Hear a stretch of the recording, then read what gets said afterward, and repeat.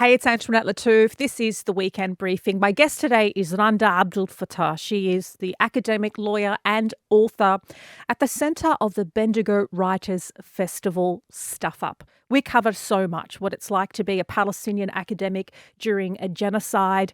And we also get really raw and vulnerable about the difficulties in parenting when the world feels like it is on fire and human rights atrocities abound.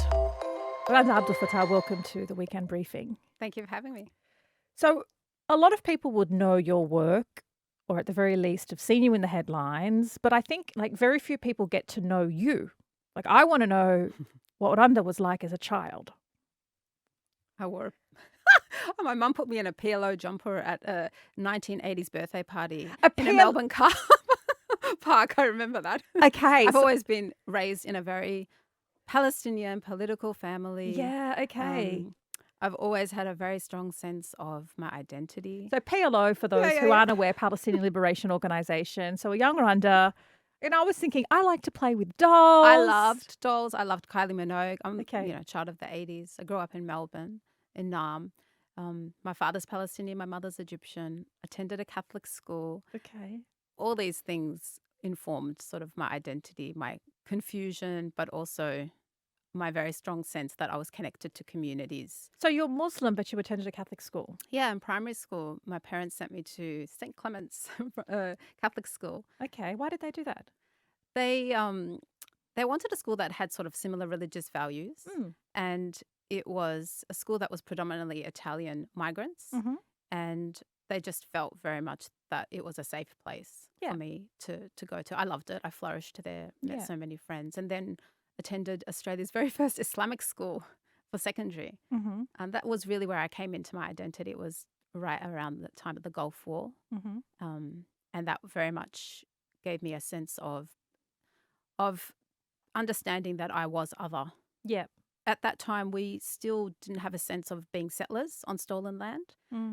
This is a time where, migrants were trying to fit in, belong, create a life for themselves, the pressure financially to make it, that sort of model minority. Yes. So all of that politicization came throughout high school. Through the context of being otherized in like the wider context of the Gulf War and the Arab and the Muslim being seen as a fifth column.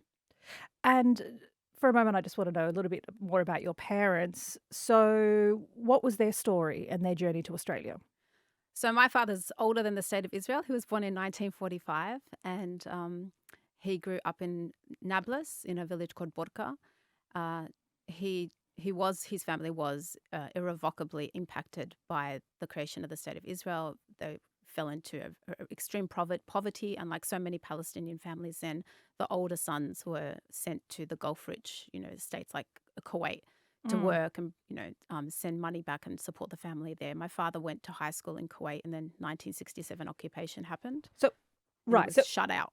Right. So they weren't driven out in the Nakba. They still remained, albeit in poverty. Yes. Yeah. My grandmother and my aunts remained, and then my uncle and my father went to Kuwait. And then during the 1967 war, they were not allowed to return. So he became stateless and got a scholarship with the United Nations Refugee Works Agency to study in Egypt. And then after he finished his master's, he had a choice between the UK and Australia, and was told the weather's better in Australia. So he chose Australia. Yeah. And so presumably he met your mum in Egypt? No, here in Australia. Okay. Yeah. And my mum's Egyptian. And also her family, again, impacted by like the wider implications of colonialism and we're going to do a long history lesson. I won't, but because of like the nationalisation with Jamal Abdel Nasser, President Jamal Abdel Nasser, my grandfather, who was a very, very prominent architect, lost everything and decided that the writing was on the wall in Egypt and they would need to migrate. So came to Australia. So you're in an Islamic school in high school, and you write your first novel in year 10? Yeah, I wrote sort of about a 90,000-page novel. Yeah, I was a nerd. But it was 90,000 pages or 90,000 words? 90,000 words. Okay. So because I'm almost finished my book, and it is not easy to write 90,000 words. It's taken me a long time. It took about a year of working on the weekends, and I had never, in my mind, it was a book where I wanted to see myself in fiction because I've always loved writing and reading. Yeah. And I kind of felt that I wanted to write the story of just growing up as an Australian Muslim wearing hijab, because I wore hijab in high school, and all the complications of doing that. It was very much a book set in a time where we were just desperate to be seen as human, as normal, as, we were always like trying to create our identities in response to what we weren't, the stereotypes. So it was very much sort of a defiance against those like very dominant stereotypes about us and generalizations, to speak back to that. And what was the book called? Or what is the book called? It's called Does My Head Look Big in This? So I put it aside. It was rejected by publishers, but such beautiful rejection letters. I still have them. Yeah. Like, this is the first book that's been written by a Western, raised Muslim, but go away, like grow up a little bit, improve the writing. Yeah. And you came back to it? I did. I got married. I moved to Sydney, started working as a lawyer, and wrote it on the train ride from Quakers Hill Station to the city, on the way and on the way back, and edited it at lunchtime. And so how much did it change and evolve from 16-year-old to 20-something-year-old? The plot stayed the same. Yeah. The writing just got better. And, of course, something else happened, 9/11. So it became a post-9/11 novel. Yeah. I'm keen to know what drew you to study law and arts. Again, it's like from a family where like the sense of justice and the sense of standing up for truth, for defending others, was just something that it was just inculcated from a young age. My mother's a teacher as well. And it was very much the way I was raised and socialized. And I've always loved words and writing. So it felt like just a natural progression for me to do arts and law. From that arts and law degree, from that first book as a 16-year-old, you've now written 12 books. We're going to talk about Discipline, your most recent books. But what for you has been the most kind of satisfying or rewarding experience? Was it having your initial idea as a 16-year-old finally published? Was it one of the many awards that you've won? What is it that means the most to you? What means the most, I think, is when young people from my community write to me.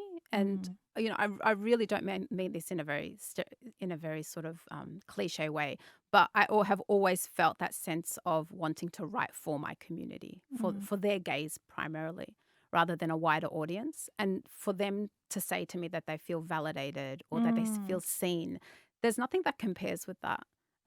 No review compares with that, or no award, because like that raw honesty from a young person is just, it's the best compliment that you can receive, to have given somebody a chance to be themselves in a book, to see themselves, to have, their deepest, darkest fears and anxieties, dramatized in a way where they can explore it in a safe way. I think, that means a lot. Well, I guess for teenagers, everybody struggles with identity. It's not something particular to women. It's not something for women from ethnic minority backgrounds. But when it's politicized, when your identity is politicized, it becomes a whole lot harder. Were you writing, in a way, to fill the void that we had growing up? Because there was looking for Alibrandi. Yeah, that was on my keyboard. Looking for Alibrandi because, she was an Italian girl, was it? An ethnic girl at a school and wanted to have a boyfriend or something, and that was the closest we could get.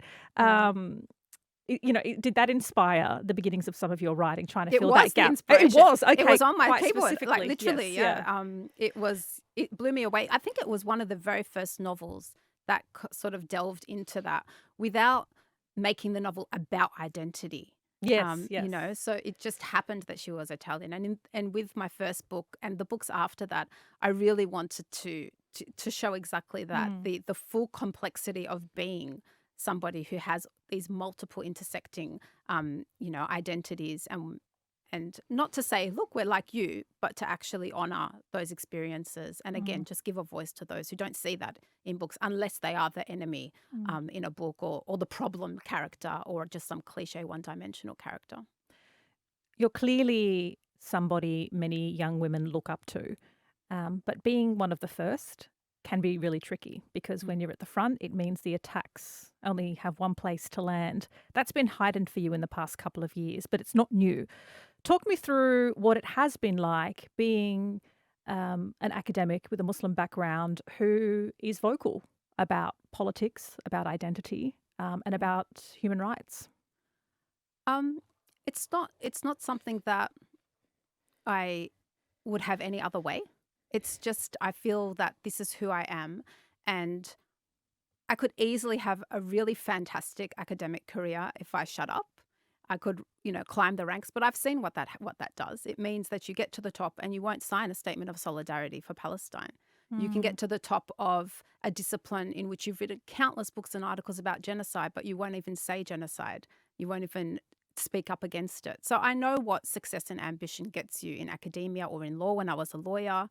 And I don't aspire to that. I aspire to being able to look myself in the mirror and say that I stood up for people who are being massacred, that I stood up for the truth. And to me, of course there are risks that come with speaking, but honestly, like genuinely, who am I to even complain about that when people are making the ultimate sacrifice in Gaza with their lives? So for me, I'm not doing it for them, I'm doing it for myself. Your employment at Macquarie University kind of hangs in the balance. Yeah, I'm suspended. So your name has been written on the side of a bomb, presumably headed for Gaza. You've had all sorts of threats. You've been suspended from your role at Macquarie University. You're clearly someone who's determined. But what has been the most harrowing attack on you? Has anything given you a moment to pause and go, okay, maybe not? Maybe I shouldn't keep talking. Maybe I need to pull back. Maybe I need to, I don't know, soften my language. No, never. It's never even occurred to me. The harder they go, the harder I will go, because I feel a responsibility. You said before that I was one of the first. Yep. Okay. So I wrote one of the first books. And I take a lot of responsibility with that. There is absolutely no point in marking a path if it stops after you. And if it just makes your life easier and doesn't actually expand the horizon of freedom and liberation for other people coming behind you and alongside you. So it's never been an option. You asked me what the most harrowing. I think the most disappointing experience has been having my Australian Research Council's grant suspended because it was so heavily politicised. It really was a coordinated campaign, which they took credit for, between Murdoch media, between the coalition, between pro-Israel organisations. That was the culmination of months of going after my job. And to see institutions buckle like that, to see people sacrifice all the values that they profess to hold dear, as an institution, as an academic institution, to see the Minister for Education capitulate like that was extremely disappointing. But it just mobilizes and emboldens me and empowers me to know that, well, obviously my voice makes them afraid, and that means I'm just going to keep pushing. Well, speaking, I guess, of afraid, or you talk about being afraid, and it was this concept of safety that I think was part of the attack on you. You speak about being afraid, and obviously that is linked to safety. And it was these notions of safety and afraid that was one of the things that you were criticised for, where you said that Zionists shouldn't have cultural safety on university campuses. And this was when there were a lot of encampments at universities in protest to Israel's actions and in support for Palestinian human rights. There has been real weaponization and focus on safety. And how do we manage the subjective feelings that some people may feel unsafe? So if a Jewish student says, I feel unsafe, and that is their subjective feeling, like that is how they feel. We can't deny how somebody feels with the objective facts about human safety that we're currently witnessing. Yeah, because feelings aren't facts. But to go to the point about the cultural safety tweet, which got me in a lot of trouble, it was actually in direct response to what happened to a group of artists who were invited to the Victorian State Library to run poetry and writing workshops online, including Omar Sakr. And one of the reasons cited as an excuse to sack them from that role was that they threatened the cultural safety of participants. And it was this weaponization of very specific language that actually is rooted in Indigenous knowledge production and Indigenous policies around cultural safety for Indigenous peoples in institutions that are historically harmful. It was never intended to be weaponized by settlers or oppressors or people who cause harm in order to protect themselves. And so it was never about physical safety or psychological safety or emotional safety, although I think that's debatable. And I also made it very specific that this idea of cultural safety, we don't extend it to misogynists. We don't extend it to homophobes. We don't extend it to white supremacists. And in the same way, we shouldn't extend it to Zionists on the basis that it is a political ideology. I have no issue. In fact, I stand firm that everybody has the right to physical safety. Everybody has the right to safety. And, Muslims, Jews, Buddhists, atheists all have the right to safety. But this was a very, very particular language that I was using and context. And then, of course, it was completely not only weaponized, but very disingenuously appropriated to claim, even under parliamentary privilege, that I said that Jews don't have the right to safety. So completely misquoting my words to push that agenda that I am anti-Semite. Yeah, right. It just feels wild. It is wild. It just feels wild that when we talk about, a notion of cultural safety against the backdrop of human beings not being safe to go and collect a bag of flour during a genocide and a man-made famine. We talk about the idea of cultural safety on campus when it comes to students who are protesting the right of civilians to feel safe while they're sleeping in their tents. I mean, this is the violence of it. And this is like, you asked me before about what do you say to a Jewish student on campus who feels unsafe by these protests? I would say, what is it about protesting genocide that frustrates you and makes you feel unsafe? It's not my problem. That is a problem that you need to go seek therapy on. If protesting genocide disturbs you, then I'm not going to do the work for you to ask you, where is your humanity? And again, just this complete dissonance between the fact that there are bombs dropping, there are drones and robot explosives dropping on human beings in Gaza. And I'm supposed to worry about whether some words are going to offend somebody who supports those bombs dropping, who supports my genocide. It is the essence of anti-Palestinian racism to ask me as a Palestinian to think about, how do my oppressors feel? There was a moment, because Randa, you and I have known each other for a long time, when I did see that tweet and I just thought, maybe I should reach out to Randa because I know how this could be misconstrued and I know how this may be weaponized.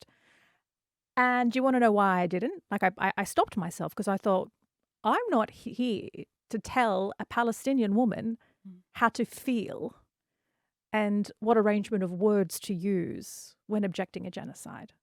And yet this is something that I and other, people, Palestinians in particular, within workplaces are constantly having to do in multiple disciplinary meetings and, talks on the side. Can you just tone down your language? Can you just, use different metaphors or different verbs?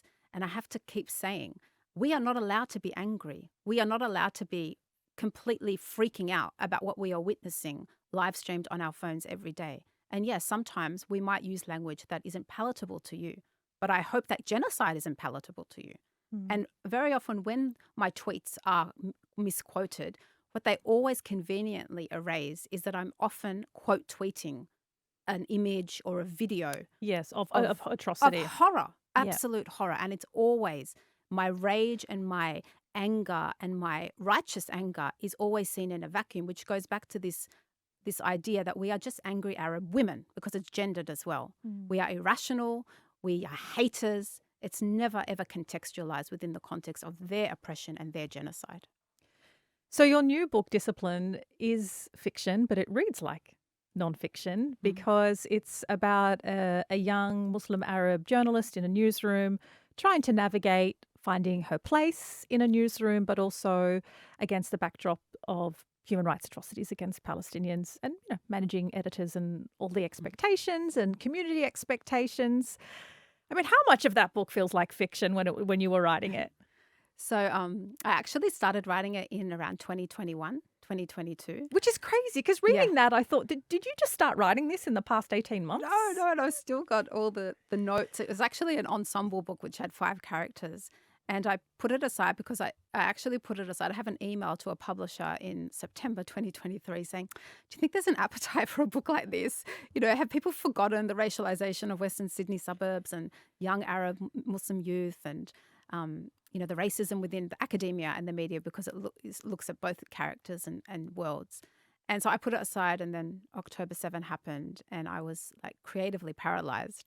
I think I returned to it a few months later. I wrote and I finished writing it within 4 months. And honestly, fact couldn't keep up with the fictional world. And then I deliberately set it in May 2021 as a kind of cautionary tale, a foreshadowing of what happens when people are silent, when those with privilege choose to remain silent. And we have the evidence of that now. Even when you don't want to be silenced, as we've both learned, institutions often want you to be silent. We must talk about Bendigo Writers Festival, because the very book that you were there to promote, which ironically, I don't even know if you can say ironically, which madly canvasses all of the things that then happened to you when a memo went out to authors. Essentially, this is the too long did it read version. Don't criticize Israel on any of your panels. I mean, what was it like reading that email? It's like you said, ironic doesn't capture it. And that's why I had so much fun writing this book, if you could say fun, writing through a genocide. But sometimes these institutions need to be ridiculed. And the utter madness and insanity of what they do, and the veneer needs to come down, and they need to be exposed, because all the things that they laud themselves for are so easily able to be collapsed because they are so intent on appeasing the lobby and protecting a state from criticism. So when I received that code, I thought, oh, this is about me. I'm the only Palestinian, actually. I think I was the only Palestinian writer at the festival.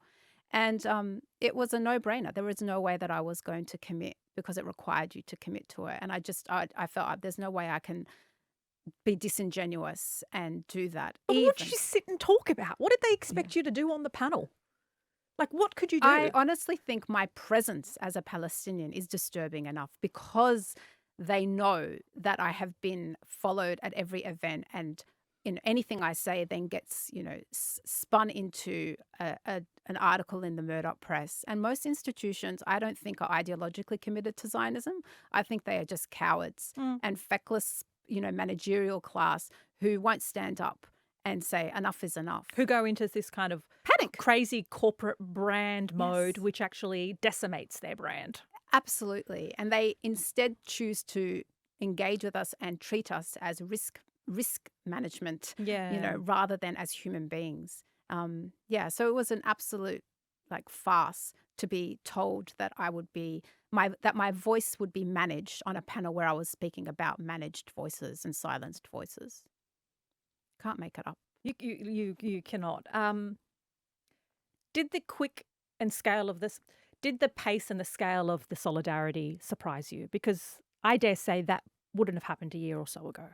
Yeah, well, we have the example of the Sydney Festival, the 2022 Sydney Festival, and I was heavily involved in that boycott movement as well. So I know what it means when people their hands need to be held through, these sorts of movements. And this was entirely different. This was incredibly humbling and just so empowering to see, a momentum of writers and artists withdraw, not just in solidarity, but for their own principles, understanding the bigger picture here. It's not just about Palestine. Palestine reveals that it's a litmus test for everything.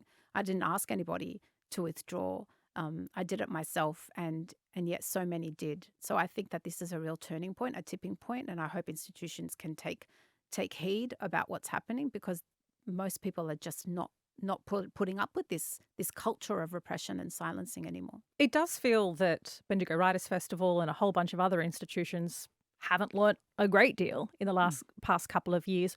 What should they be doing in the face of lobbying pressure and Murdoch attacks? Well, when you look at the kind of complaints that they receive, they're so obviously frivolous and vexatious and defamatory.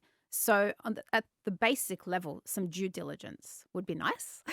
Don't just panic and take things at face value, and understand the politics behind this, because the politics has been something that the pro-Israel lobby has been very open about their tactics and about their campaigns and the way that they pressure institutions.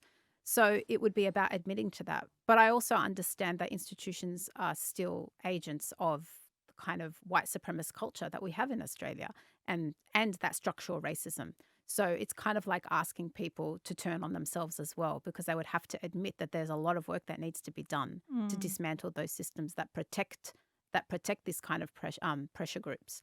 So I think that we just have to keep doing the work to lift the mask, to expose these machinations behind the scene. And it's about people power and mobilizing people, enough people that speak up. It will upturn the system. Is it evidence that boycotts work? Yeah, absolutely. The thing I feel like, obviously, when you have a boycott, there are people who get hurt. And, the local businesses, the bookshop that, was just so beautiful and withdrew as well. So many people are impacted. But again, this speaks to the fact that you have to target those who are responsible for this in the end, and they need to take accountability for the consequences of their actions. So they thought they were just going to get me, but in the end, they decimated an entire writers' festival, and they have done irreparable damage to the reputation of Bendigo Festival. It's going to take a long time for it to be able to salvage its credibility. I hope that people can see that this is much more beyond me, that everybody needs to take a stand here. What's the danger to society when arts institutions and festivals and universities and media outlets are all muzzled? Well, we can see that what happens is we take the conversation somewhere else. We create our own spaces. And on the one hand, I actually see that because the pace of repression has been it's been escalating and escalating, we have actually stepped up to the task. Community has stepped up to this moment and created alternative spaces. And we've been able to forge our own paths, forge our own spaces where we can do this work and speak to each other, build ourselves up in each other. And I think that's what they fear as well. So sometimes there is a seduction in thinking being in the mainstream, being platformed is where power lies, is where your voice can be heard. And of course, you want to reach mass audiences.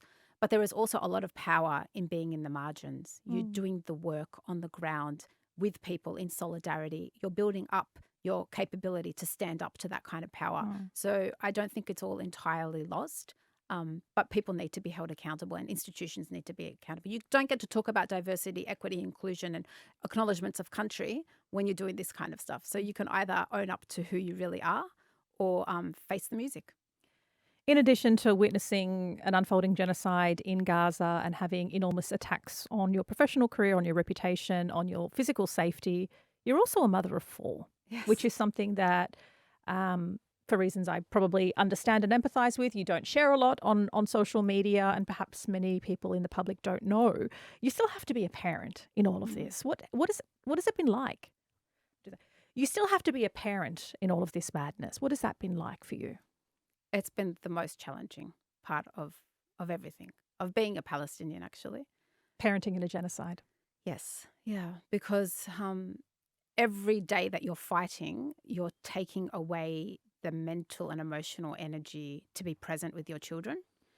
And at the same time, you can't stop fighting because you're fighting for them. Because I'm fighting in a world where people who look like my children are discarded and dispensed with, and their body parts are being, buried in plastic bags, or their children, brothers' backpacks. So I am in a world where my children, and by extension all children, are potentially dispensable. And so I can't stop that fight, but of course it's draining at times. It means that you can't necessarily be the best version of yourself at home, but you just keep going, doing a lot of work. I find that I have a shorter fuse. I find that if my children don't finish their meals or complain about what I'm packing for lunch, I'm probably like a broken record. I'm like, you will eat all of that? Yes. Do you know children are starving? Do you know they're not only starving, they're being shot while they're trying to get food? And I'm like, I don't know how much damage I'm doing to my children. Just kind of yelling at them. And I'm like, look at this picture. Look at this emaciated child. Eat your vegetables. And I'm so angry all the time. Yes, yeah. Definitely there's a shorter fuse because you're operating at a different sort of level of stress. and panic about the kind of world that they're being raised in and what is their future.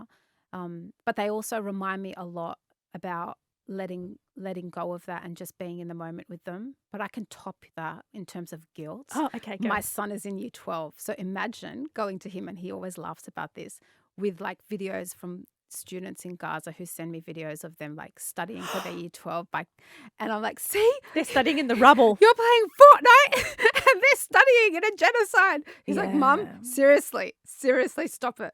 What about like crying in front of them? Because I find myself crying a lot more. Yeah. And this has turned into a therapy session, by the way. 2 Arab women in a room during a genocide. No, I'm actually tearing up. I'm not an easy crier. I think I've had all my tears just out. I'll cry at random moments. Yeah. So I'll be at the shops with my kids. Cry now. Sorry. Yeah, that's fine. Like I'm in a lot in a state of disassociation for most of the time as a protective defense mechanism. And then I'll probably cry on the way home today. It will just hit me. But yeah, I see it. It's so hard to parent at the moment. Like you said, I keep thinking they're going to be in therapy one day. But at the same time, and I truly believe this, Antoinette, that they'll be proud of us because we fought for them. And I truly believe this. I'm doing it for them. I would love to be that mum who steps back and just, I am a soccer mum. But I would love to be. I'm a soccer mum and a taekwondo mum. I would love to be that mum who sits and, goes through her phone and like just taps out of the world, instead of that mum who's watching them during taekwondo on her laptop doing Canva tiles about genocide. Yeah. But every time I do that, I say I do it because of them, because I have to fight for that world. I don't want my children to grow up in a world where genocide is normalized. So I have to keep reminding myself of that to give me the strength. And obviously, everyone makes mistakes as parents. I think our mistakes will be gentler. I honestly think that, because it's coming from a place of complete and utter care and revolutionary love. So I think we can take comfort in that. Thank you so much for your time, Randa. Thank you so much. Thank you, Antoinette.